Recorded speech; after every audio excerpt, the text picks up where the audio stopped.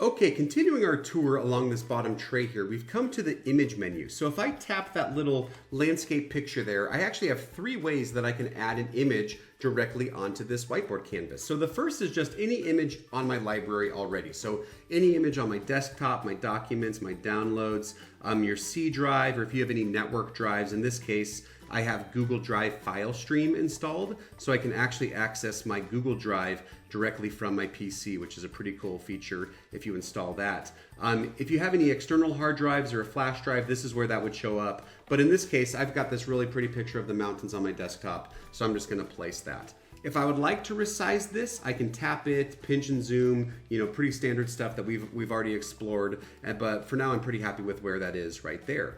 If I touch that image menu once more, I have an option for a Bing image. So Bing is Microsoft's response to Google. So it's just another search engine. I can actually use my stylus to write out my search, or I can type in the search, by toggling that keyboard in the right-hand corner there. In this case, I'm actually gonna use my finger and just show you how, even with very poor handwriting, how responsive that is. And it's understanding that I'm trying to write the word bridge there, and it's now pulling up lots of images of bridges. And if I want to drop one in there, I can just select the one I like. In this case, I like this one. I'll push that little plus, and voila, I've got my bridge in there.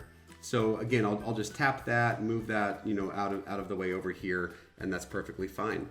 My last option on this menu is actually using the built-in camera. So if I pull that up, I'll have access to the webcam.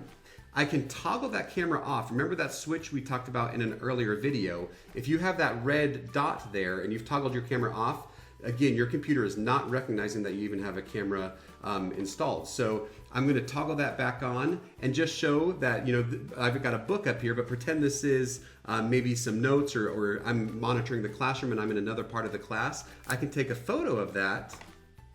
And even though it appeared sort of backwards to me on the camera, it's actually, you can tell the text is actually written the right way. So a pretty cool way if you're kind of mobile around the classroom, you can use that as a tool for, snapping a picture of a student's work and now broadcasting it to the class if you'd like. So those are the three options for bringing an image in through that menu. However, just as we were able to lasso things and copy them and place them into Google Docs, we can bring things from the internet onto our whiteboard as well. So if there's an image that I like, I'm just gonna open up Google. Oops, if I could type. And I will say, let's say penmanship paper. Let's say I'm a first grade teacher and I'm really trying to stress handwriting. I'm looking for an image of penmanship paper that I can kind of use as a guide to show students in the digital world some of the same principles that I would have been teaching them one-on-one. So let me, I'll go to images here for my Google search. And I always, when I'm searching for images, I always like to come to tools and say size large, just to make sure that I have an image with a nice high quality, nice resolution. So this one, I know different writing curricula use different types of paper here, but I'm gonna just pretend that this piece of paper is fine. So I can right click that image and I'm gonna copy it. I'm not gonna copy the image address. If you say copy image address, that's actually gonna be a URL to where that image, that file is located on the web. So I'm gonna say copy image, and then I'm just gonna come back into my whiteboard and right click, and this little clipboard here is my paste tool. So I can paste that in. Again, I can resize that. If I want that image to take up my screen there, I can drop it. I can bring over a pen. And now, let's say I do a poor D like that.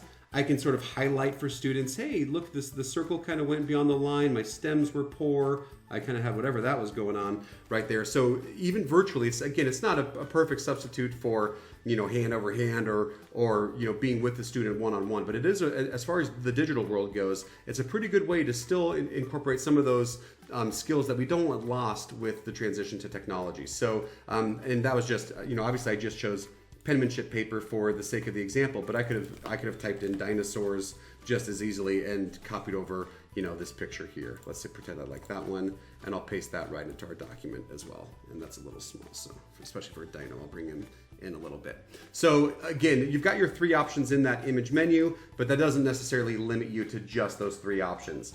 I will say though, let's pretend, you know, this dinosaur picture I probably wouldn't use on a regular basis. So I'm totally fine just copying that from the web. But if you do find some templates like this penmanship paper, if that was something that matched my curriculum and if that was something that served as a tool for, you know, handwriting lessons, then I would probably take the time to save that to my computer. And the way you can do that is just right-clicking on an image and saying Save Image As. So then I could save that image to my computer and then bring it in through my library image that we showed on the last one. So lots of different ways, really, you know, with the power to be able to copy from the internet and bring it in on a seemingly endless way to bring images in and customize the whiteboard exactly like you'd like.